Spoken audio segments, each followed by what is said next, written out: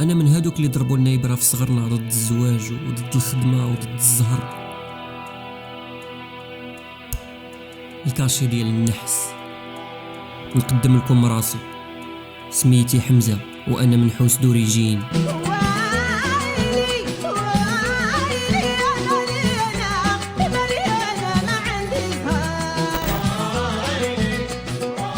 قراني كلهم تزوجوا وارتبطوا وانا واخا هكاك ما فقدتش الامل في الحياه وكملت على طريقي.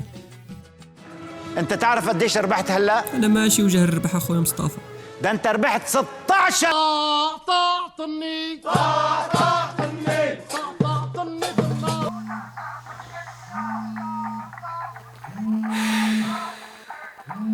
حتى وانا كنحلم ما عنديش الزهر. غادو شكون معاك؟ حنا الشركه اللي كنتي دفعتي لنا السي في ديالك وقلنا لك ملي نعيطوا لك تجي تبدا معنا الخدمه. نهار كبير هذا. واش نبدا الخدمه اليوم؟ لا راه ما غاديش تبدا الخدمه اليوم ولا حتى شي نهار اخر. بغينا نقولوا لك بلي الشركه ديالنا راه دارت فايت تسيزات. ماشي مشكل. انا ما قلبي فرح اصفر قلبي فرح ويا ريا خلص حياتي عادي كتوقع.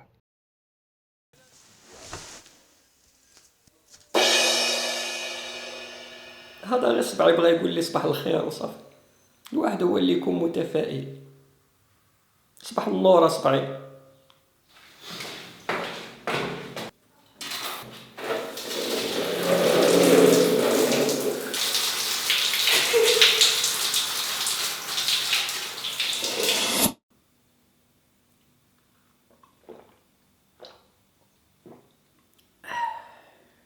هاد النحس كامل ومازال بنادم متابعك في حياتك وحاسدك على النحس اللي انت عايش فيه.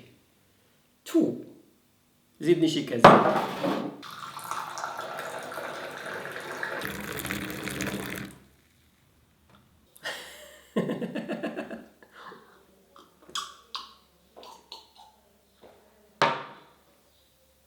غير حنا مسكينه اللي كانت عارفاني من حوس وقبل ما تموت عطاتني هاد الحجاب قالت لي هذا هو اللي غادي يحيد لك النحس وماتت في نفس اللحظه. ومن داك الوقيته وانا داير وشي نحس ما بغى يمشي.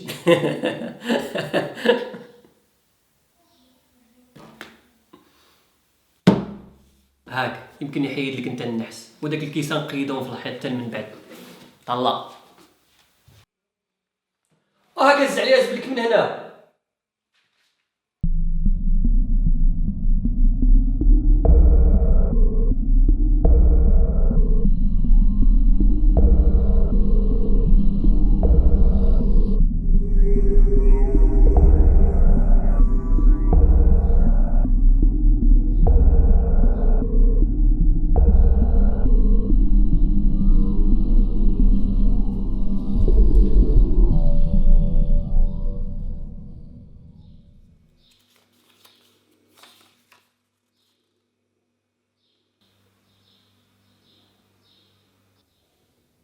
$17 مليون درهم.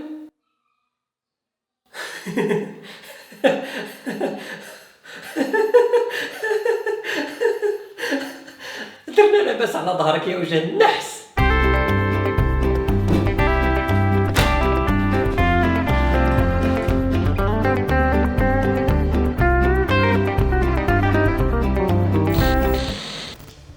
في هذه الحلقة بما أن الموضوع ديالها هو الزهر حاولت أنني نصطاد في الزهر شخصيا. اتصلت به وقبل الدعوة ديالي وقبل أنه يحضر معنا في هذه الحلقة وأنا جبتو معايا. هذا هو الزهر. ماشي الزهر، هذا ما زهر، هذا راه قرعة ما زهر، ولكن تخيلوا أنها هي الزهر. يعني غير ديوني على قد عقلي الله يرحم بها الوالدين. تخيلوا ان هذا هو الزهر. غادي نشدوا هذا الزهر وغادي نحاولوا اننا نشوفوه تروادي، يعني من جميع النواحي، علميا دينيا خرافيا، وحتى من وجهه نظر الموروث الشعبي ديالنا او ما يسمى بالتابعه والعكس وداكشي. وفي نهايه الفيديو غادي نعرفوا واش كاين شي حاجه سميتها زهر ولا ما كايناش، والا كاينه فخاصنا نعرفوا ان هذا الزهر واش كيجي هكاك عشوائيا ولا كاين شي عوامل كيتحكموا فيه.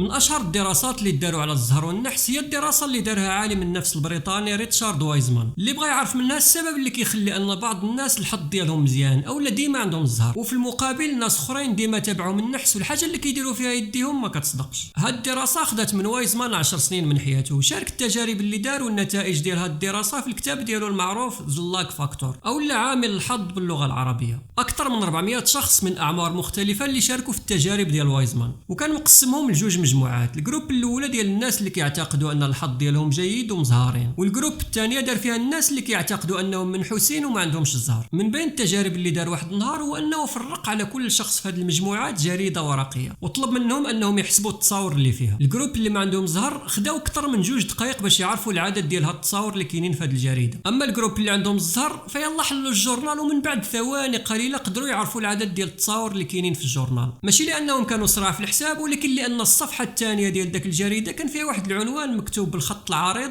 داك العنوان كيقول توقف عن العد، هناك 43 صوره في هذه الجريده. هاد التجربه وتجارب كثيره جربها وايزمان على هاد جوج ديال المجموعات الناس خلاته يستنتج بعض الاستنتاجات اللي من بينها ان الناس اللي كيعتقدوا انهم مزهارين كيشوفوا الفرص اكثر من الاخرين غالبا، وكيستغلوا داك الفرص دغيا وكيستافدوا منها عكس الناس اللي كيعتقدوا انهم ما عندهمش الزهر. وكذلك لاحظ ان المجموعه الاخيره اللي كيعتقدوا انهم ما عندهمش الزهر ما كيديروش بزاف ديال المحاولات في حل المشاكل اللي كيواجهوها بسبب الاعتقاد المسبق اللي عندهم انهم ما عندهمش الزهر، فعلاش غيصدعوا راسهم بالمحاوله؟ وهذا عدم المحاوله في حل المشكله مره وجوج وثلاثه كيخليهم غالبا يفشلوا، وهذا الفشل كيزيد يعزز عندهم الاعتقاد بانهم ما عندهمش الزهر، يعني كيدوروا في واحد الدائره مغلقه. وباش ما نطولش عليكم بزاف في هاد لغه الخشب، فإلا بغيت تزيد تعمق في هذا الموضوع فخاصك تقرا الكتاب ديال ذا لاك فاكتور ديال وايزمان. وكخلاصه فريتشارد وايزمان كيعتقد ان الزهر او الحظ هو ماشي شي قوه غامضه او خارجه عن الاراده ديالنا، وانما هو سلوك يمكن لنا نتحكموا فيه، وذلك باتباع عادات معينه كتزيد من فرص النجاح والسعاده، وكذلك عن طريق تغيير طريقه التفكير ديالنا، لانه كيعتقد ان المحظوظين عندهم واحد المايند سيت ايجابيه وكيتعلموا من التجارب ديالهم وكيكونوا منفتحين على الفرص الجديده، يعني ملي كتجي شي فرصه كيكونوا واجدين وكيستغلوها في الوقت المناسب. بلا بلا بلا بلا بلا، واش ما كتعياش؟ راه داك الشيء ديال المايند سيت وطريقه التفكير ماشي ديالنا العربي، حنا عندنا واحد الحاجه سميتها العكس،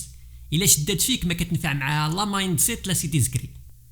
وحتى الا كان عندك الزهر ونجحتي في الحياه ديالك فكاين واحد الحاجه اخرى سميتها التابعه، الا تبعك حل الراس والله لا تفرطيه. ايوا والحل في نظرك شنو هو السي الفهم؟ يا ودي ما ديهاش في هذاك، راه شويه الحل ديالك عندي انا، اللي عليك هو تشري واحد القفل بحال هذا.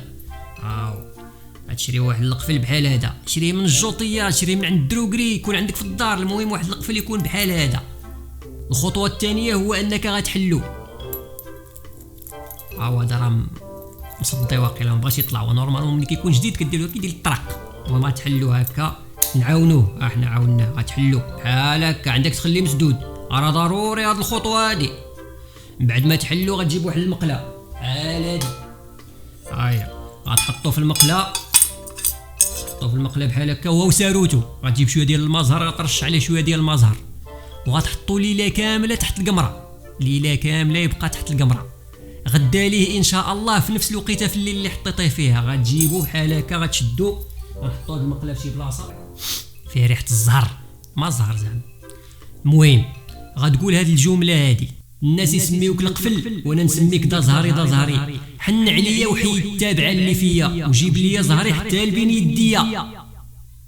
صافي، هذه هي الجمله اللي خصك تقولها، غتقولها 700 مره، ومن بعد ما تسالي هاد التعويذه غتشد هاد القفل وغتدفنو في القبور المنسيه، وها انت وليتي مزهر، ونسى شي حاجه سميتها التابعه، ونسى شي حاجه سميتها النحس، ورا عليها شي زرقالاف 200 درهم وصافي، ثمن مناسب ديال الخوت. أعوذ بالله من غضب الله، أعوذ بالله من غضب الله. عندك تسمع لهذا الساحر المارق، هذا راه سحر وشرك بالله.